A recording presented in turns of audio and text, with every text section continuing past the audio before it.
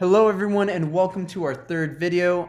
I'm Coach Moen. Today we are talking about creating and stopping transition plays with our 1-3-1 offense and defense. So when you hear transition, I want you to think about change. We're always trying to be aware of what's going on. We do our conditioning so that we are able to run up and down the court without getting winded while keeping our eyes and ears of what is going on around us. So when we call these plays, you're going to hear Autobot, Autobot, Autobot. This means that we are going into our 1-3-1 defense, talking about transformers, transition. I think that's a good way to remember that. And then when we see that our opponent is in a man defense, I want to get into what I call our Urkai offense, aka our 1-3-1, because you were attacking man. So, to talk about our defense, our Autobot defense, this will attempt to slow the offense's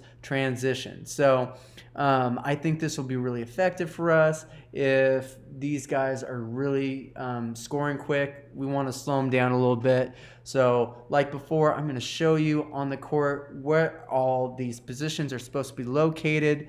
The main point of this is, just like before, we're not covering a person, we're covering a zone.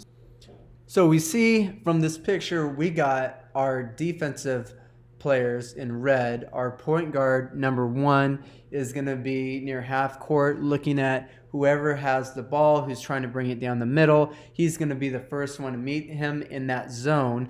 And now our 2 and our 3, they're going to have a much larger area to cover. It's not going to be side to side. It's going to be up and back. So they're going to have from the top of the wings all the way down to the corner. So they have a lot of area to cover, but they're going to give up anything underneath to the 4 or the 5 who have their respective zones between them. And remember, we always want to read and react if we ever see a person coming between a gap between zones and you hear a mouse call. That is normally going to be a double team. For this formation, we're probably not going to call that as much, but we want everyone, once an offensive player goes in your zone, we want him picked up. We're staying between him and the basket, but we're staying in that zone. We're always working as one complete unit.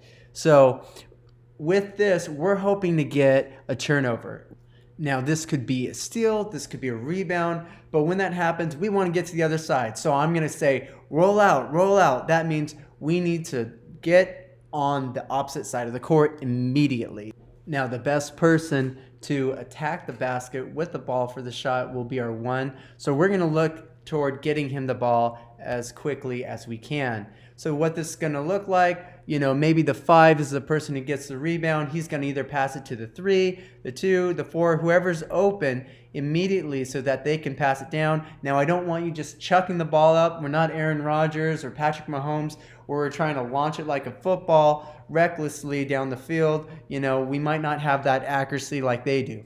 But we want to be smart and intentional, just like all of our passes. So if we have to pass to someone else in order to get it down there, we want to do that. We want to be quick, but we don't want to be careless. So sometimes if I see that they're in a man defense, I'm going to call Urkai. And what this will look like is a very similar formation to our defense. So we're going to have R1 with the ball, and he's going to try to look around him at making a highly effective pass. I mean, he can always take it underneath and try to draw them out, but most likely we're going to try to look for the pass so that we can get the easiest shot possible. A lot of times our 5, our center, he's going to be the one making that shot, whether that's a layup or just a short little mid-range jumper, whatever we can to make the easiest shot possible. We want all of our shots to be high percentage, so we want to give the ball to the best possible person to make that happen.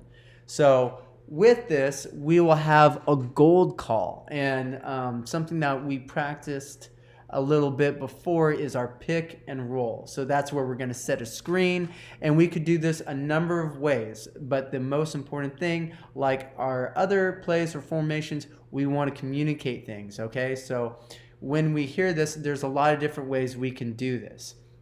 So One way, which is probably one of the more common ways of doing this, is we're going to get it outside to the wing. That player is going to come across our 4. He's going to set the screen. So the offensive 4 is looking at who's following our 3. So our point guard is going to pass the ball to him. He's going to come across. The 4 is going to set the screen, and then he's going to roll on the other side toward the basket. So whether the 3 has an open shot or if he's still guarded, he can pass it underneath. So we have a lot of different ways that we can make this attack. Similarly, on the other side, if I say goal 2, we're going to pass it to the other side. The same thing will happen. But if we say goal 1, that will mean that the point guard will be trying to take it underneath. The 4 is going to set a screen for his man, and then the 4 is going to turn around just as he always does. He's going to try to either look for the pass or help take another man away so that the 1 can take a layup. Just some quick reminders: if we are taking that layup, we got to make sure we have a really good form with that proper extension, our knee coming up on the right side if we're coming from the right, left side if we're coming from the left. If we are setting that screen, we want to make sure we have that nice wide base. We're not pushing forward, we're just standing our ground. We don't want to commit a foul. And if we do an overhead pass, say like the point guard is getting to that midcourt and he's passing either the 2 or the 3, a nice overhead pass would probably be an effective means of getting the ball to them. All right, guys, I'll see you in the next